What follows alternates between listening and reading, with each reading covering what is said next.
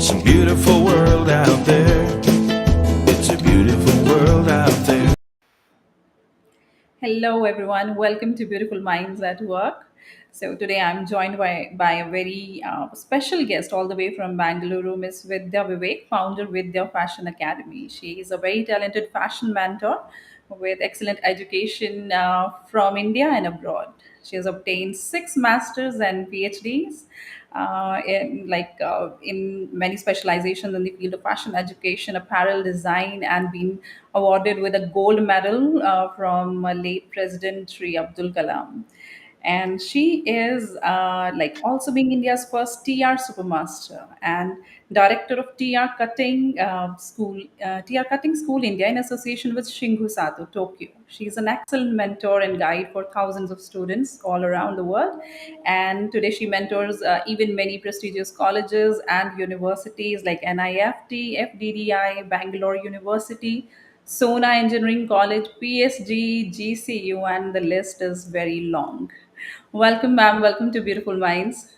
Thank you. Thank you so much. I'm so honored to be there on this platform. Thank you so much for choosing me for talking today.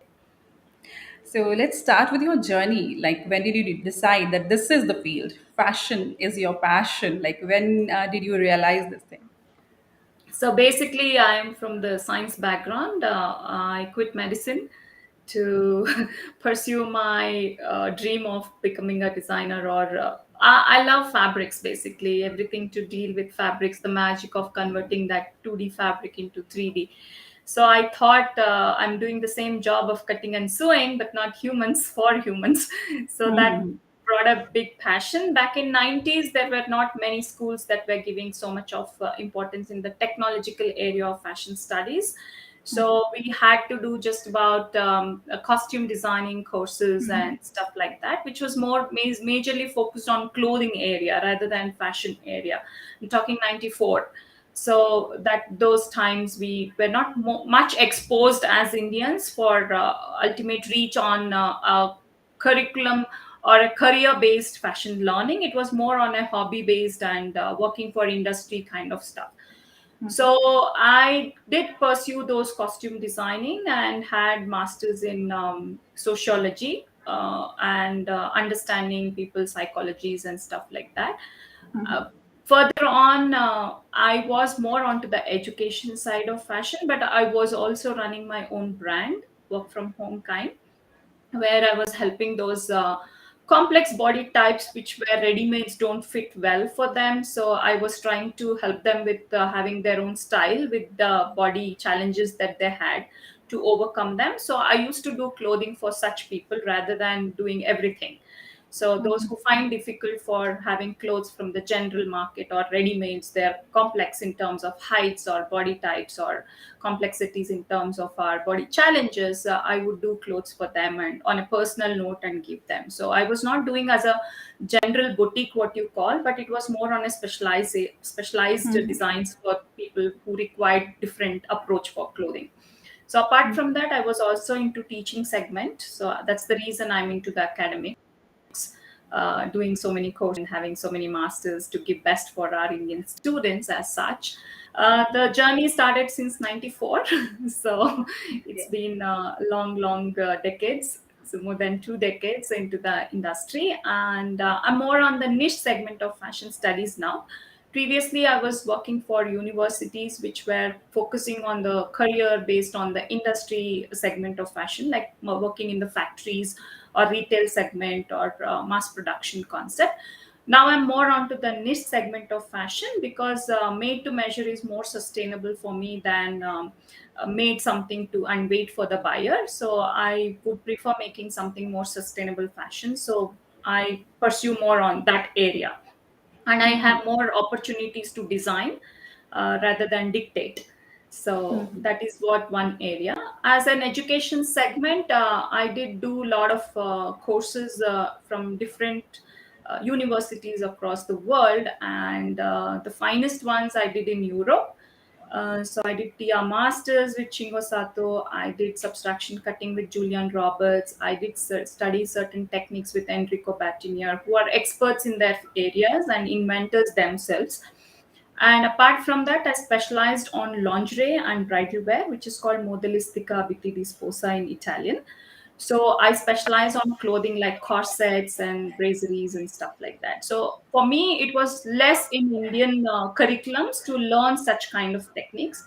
So that was my motto where I started in early, you can say early 2000s, where I felt that our Indian students require, apart from industrial training, they need to work something to be a more entrepreneurial level of learning and be masters of themselves to run their own show.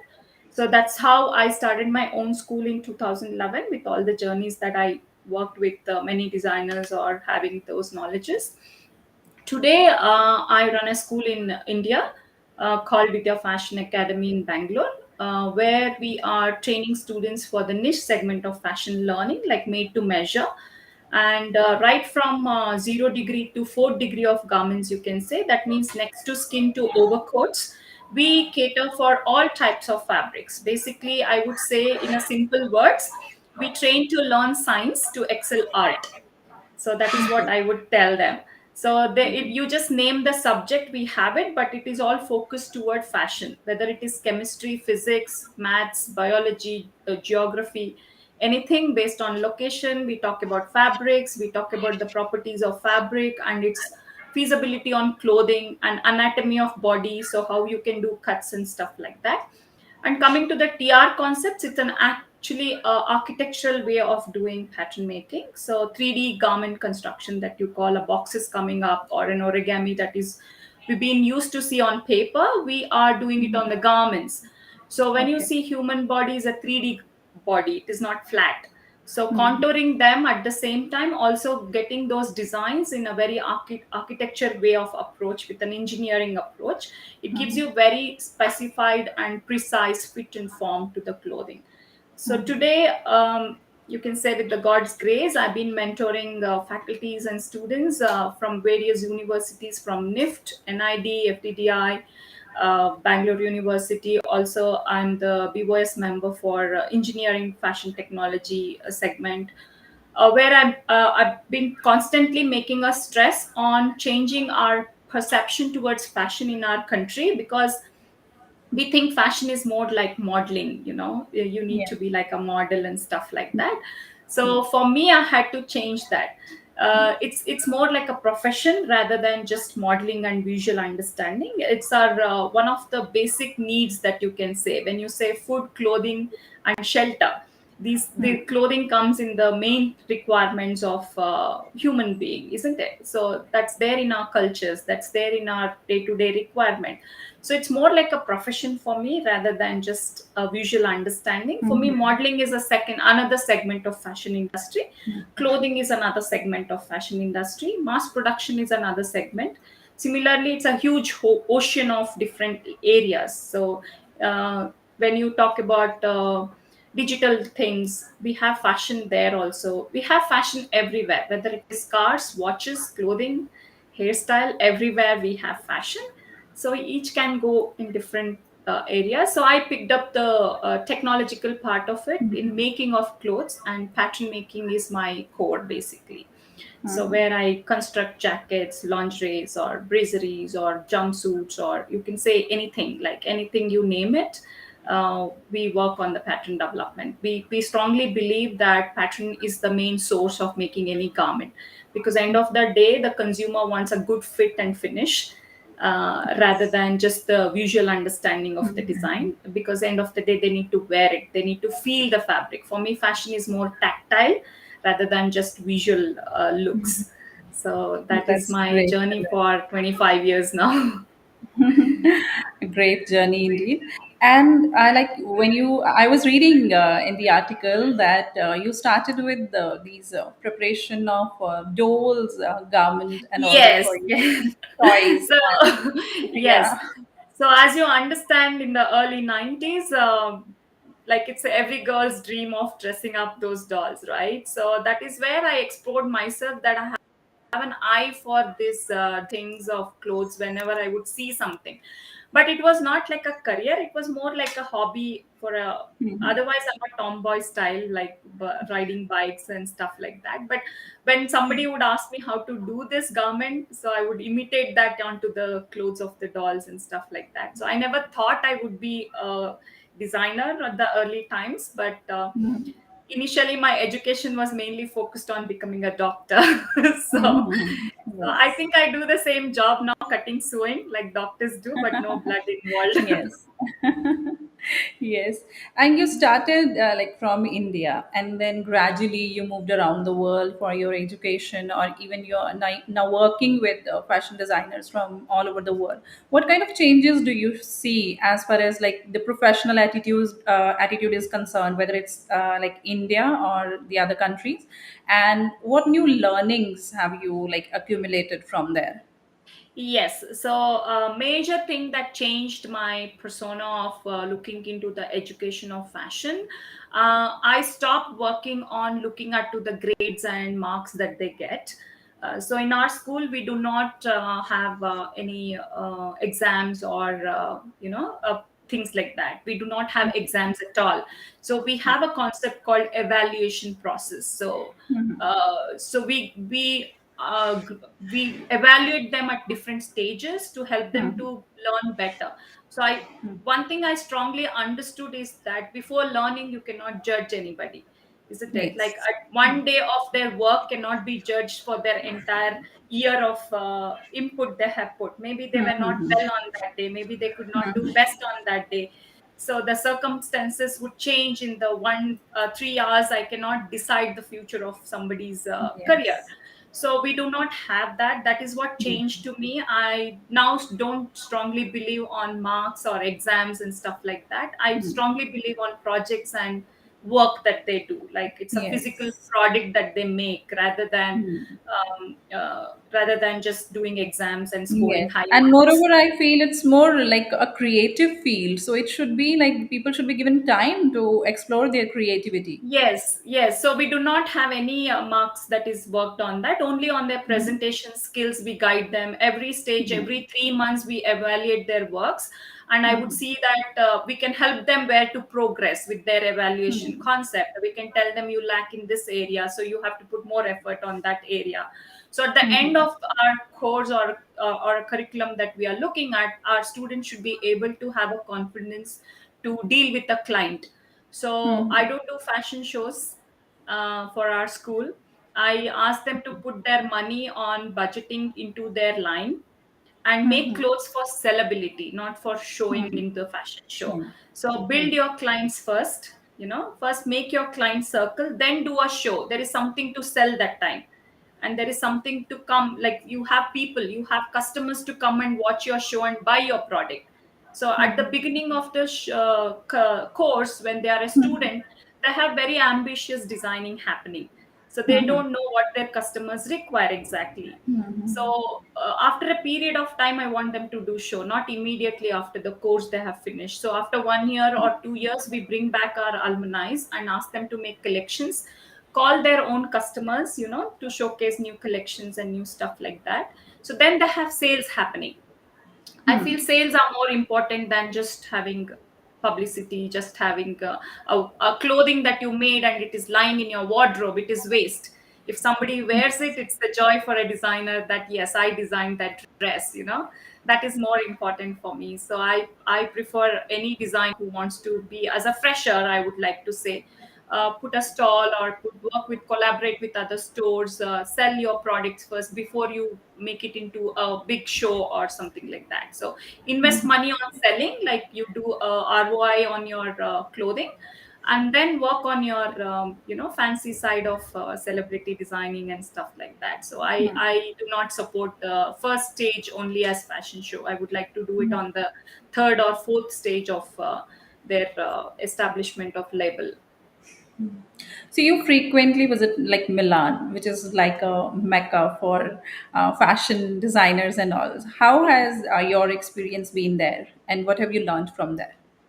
I one thing was initially like culture shock, you can say, because I'm a very Okay. much South Indian. And Yeah. very first time when I met my mentor, they would walk around me and see how I've stitched this dress. Like basically, I wore sari, and they were astonished to see there are no stitches and seams. Uh, like first time they are looking at you with the sari, they were like, "How did you wear this? Where have you Yeah. stitched it?" So yeah, Yeah. I had to tell them it's just a piece of cloth which is Yeah. wrapped around me in a style. So that was Yes. initial culture shock, but I would say that they are very warm, welcoming for anybody who are open to understand and do things. I did not know Italian when I went, but in the process of learning the course and curriculums and friends that I made there, my mentors who helped me with learning. So I'm not very good though, but I can communicate. I can read basically. Basically, I can read the Italian books for pattern understanding and use them for development. So it was nice, and yeah, every time I go, I learn something new. I meet new people. We understand better. I feel rather than seeing on internet or looking into the books and stuff like that, when you really experience something, it's a different knowledge that you acquire, which cannot be taken by anybody else. It's pure with you.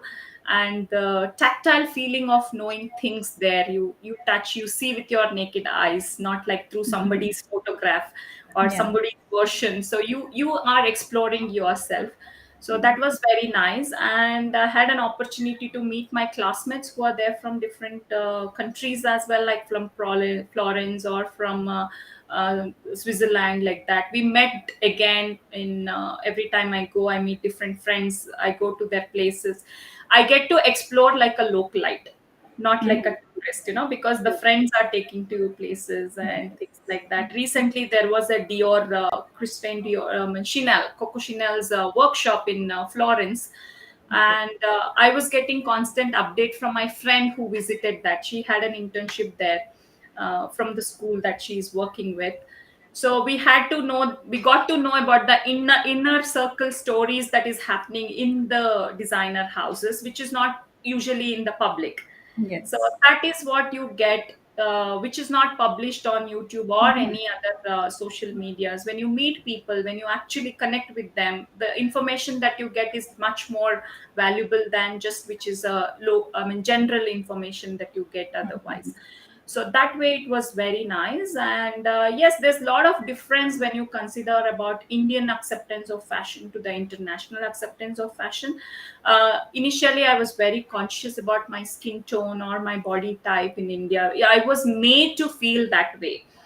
Because here I have seen that people think that, okay, what is this, she's looking like this, she's dark, she's huge than a model, of course.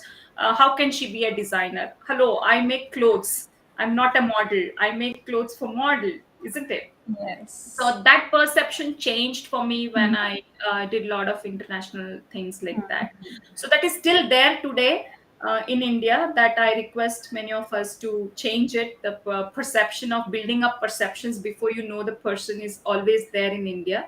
That need to be a little changes It will required. gradually change with people like you who are there to showcase this thing that skin tone doesn't matter. So it will Yes. gradually change, of course. See, see, And see. like, what's your message to the world around especially the young people out there who want to do many things? The planning is there in their mind, but they're afraid to take that first step. What do you want to tell So the them? first thing for this current zillennial generations, I would say that there is no shortcut for success. Okay, Yes. so there is no shortcut for anything. You might order in Swiggy or you might get in things, but you want to make your food, you have to do the process of cleaning to making. So there is no shortcut that you can become an overnight designers. Okay, you have to put in a Yes. lot of efforts on your goal, because it's your dream. Somebody cannot work for you, isn't it? So they have to put themselves into their dream, not ask everybody to work for their dream. So that is one thing I have seen, that they want instant, like Maggie noodles. They want everything instant in this era, which is not a very right way of going into the line of their dreams, I would say. So take a small steps, like baby steps, so where you are not looking back again. Take small steps towards your goal rather than taking an elevator and crashing down. Take small steps, build your own steps so that you are not looking back when you reach further. So you don't have to come back and repair your steps every time. So you build a good foundation and go further. Whatever dreams that they have, to be a designer or to launch a label or to work for some companies or to work under some favorite designer or guru that they have, everything goes by step. So I would ask them to have patience and don't find for shortcuts. Absolutely. And after this short conversation with you, I can bet on this thing that your students are fortunate enough to have a mentor like you, Oh, that's so because nice. you are a kind of a person who can, along with telling them the intricacies of fashion, like clothing, fabric, and all that, the things like other things which you are life lessons which you must be sharing with them and like guiding them towards the right path, I would say. So that is absolutely like worth appreciating, and like congratulations to you Thank you. on achieving all this in your life with your hard work and everything. And I wish you, on behalf of Work TV, very, very good luck for your future endeavors. Thank you so much for Work TV and bringing me on board to share my thoughts. And I really appreciate what you guys are doing. And I wish all the best to everybody who are watching this and the team as well, to bring in more people to inspire more of our younger generations and those who are aspiring designers as well. Thank you so much. Thank you so much. Good evening. Have a great time ahead. Thank you.